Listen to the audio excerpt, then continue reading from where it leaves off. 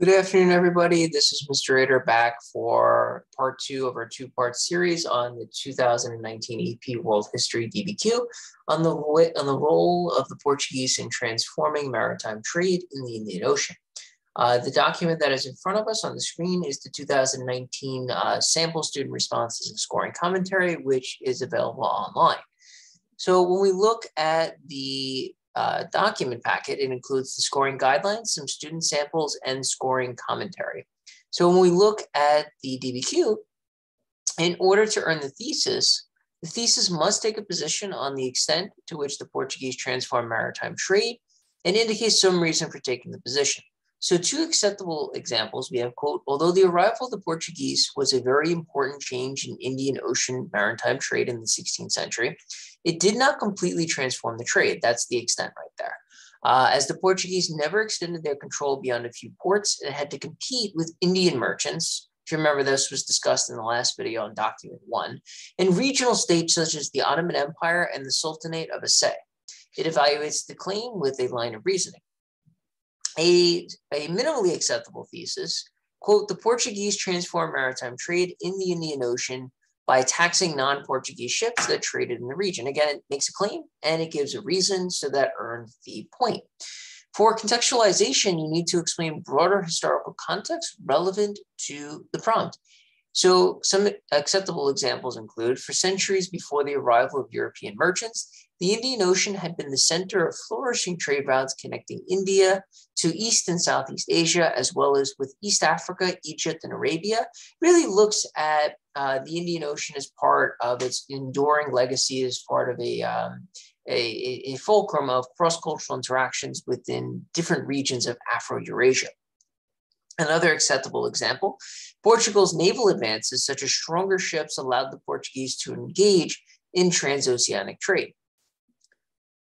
For our evidence from the documents, again, to earn the first point, you simply have to be able to explain how the information in the document is correct.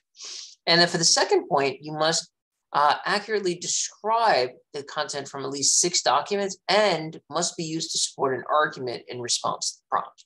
So for example, in document 6, quote, the Venetian trader Cesare Federici's account shows how in Cambay, the Portuguese are almost completely dependent on their Hindu brokers to carry out their trade, showing that the Portuguese adapted to existing Indian Ocean trade. It connects really well back to this thesis statement that says that they did not really thoroughly transform maritime trade. Looking for what's called EBD, or evidence beyond the documents, this is some outside information. Remember, it must be relevant to the expansion or limits to Portuguese influence in the Indian Ocean. So some correct answers include Portuguese advances in navigational technologies, such as the development of caravels and carracks, Ottoman Christian wars and rivalries in the Mediterranean, such as the Battle of Lepanto in 1571, looking at the Holy League, which we did discuss in this unit. The role of the Safavid Empire as another regional power that checked the expansion of Portugal in the Indian Ocean, along with political fragmentation of India as the Delhi Sultanate failed. To source, you have to do it for at least 3 documents. I always recommend my students try to do it for all of the documents so that if you make mistakes, you can get the point. So some correct answers we have in document 5.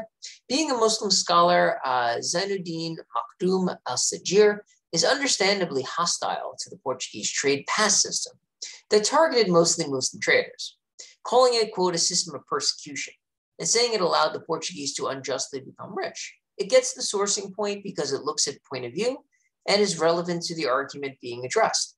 A second correct answer, this Portuguese government official would have wanted to emphasize the positive effects of the Portuguese establishing trading posts there. And this, in case, looks at point of view that is also relevant to the prompt. Complexity is more difficult to get, but these are some examples to earn complexity. And these are 3 ways to do it. So take a minute and just read through it. Okay. So we also have summary of content for each of the documents. So we can see examples of point of view, purpose, situation, and audience. And these are all different ways to do it for document 1, 2, 3, 4, 5, 6, and 7. So just to remember, if all you do is basically restate like who wrote the document and when and where, you're not going to get the point.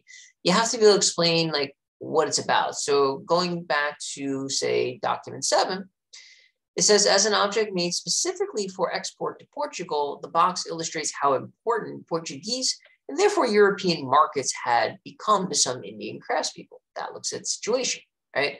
Or in this case, as a precious and likely very expensive object, the box shows the increased luxury good consumption of European elites. Again, looking at the audience of the document. So scoring notes, these are things to keep in mind as they break down how to earn specific points. This basically goes through some of what we talked about before. These are examples of acceptable thesis statements. These are some examples of unacceptable thesis statements. So for example, if you say, in the 16th century, the arrival of the Portuguese completely transformed maritime trade, you're not going to get the point because, one, there's no real line of reasoning. And all you're really doing is just restating the prompt with like minor qualification. When you say Portuguese merchants came to dominate the Indian Ocean trade by organizing themselves into powerful joint stock companies, that's just not true. So it's not historically defensible. And again, they continue to give examples for each of these. And I'm just going to continue scrolling down until we see some examples from student work. Okay, so this one is, if I remember correctly, 1A is an example of a level 7. So you may want to take some time and read through this document from page 13.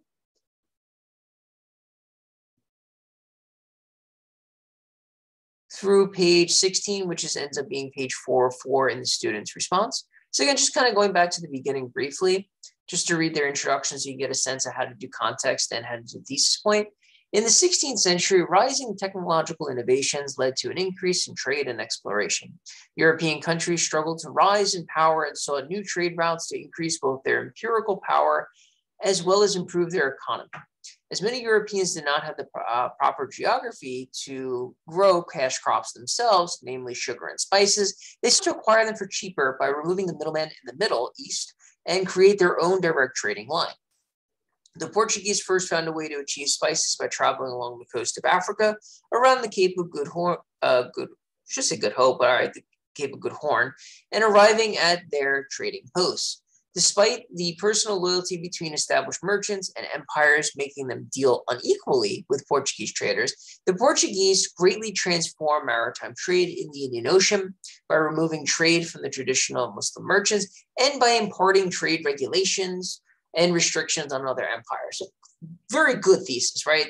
Outlines 2 very clear examples for reasons and definitely earns the context point for talking about not just how the Europeans begin to look for new markets, but specifically how the Portuguese transform maritime trade. In class, if I remember correctly, I'm also going to have you look at, not 1B, I think 1C. And you'll read through it. So just look at this thesis. You're going to see it's much weaker. The Portuguese heavily transformed and influenced the Indian Ocean maritime trade in the 16th century. The Portuguese implemented their ideas by getting close with the ruler of Calicut, and then that didn't work. They used force by sinking ships and charging fees to pass. Notice there's an attempt at a thesis, and there is no context at all. The student didn't even try. So if we look at the scoring rubric, first student gets a perfect score. You could take a minute and read through and see exactly why they got the perfect score. And student C, you see they got a level 2. So they got a thesis, right? It mentions 2 Portuguese approaches. They had alliances with the local rulers. They sink the ships, but like that's really it. There's no contextualization. They don't even attempt to do it. And then they do earn a point for using evidence because they talk about the contents of documents 2, 3, 4, and 5. But because they're not really connected, it doesn't earn the second evidence point at all. So really all the student earned was thesis and 1 evidence. And that's why they had level 2. They didn't really attempt complexity at all. Whereas in sample 1C, you'll see that they really do. And they give many, many examples to bolster their claims. That'll do it for this review lesson. Again, remember, you can find this material simply by Googling the 2019 AP World History DBQ scoring commentary. It is posted on the College Board website. It'll open up the PDF on your computer browser or cell phone. All right, everybody have a great day and take care.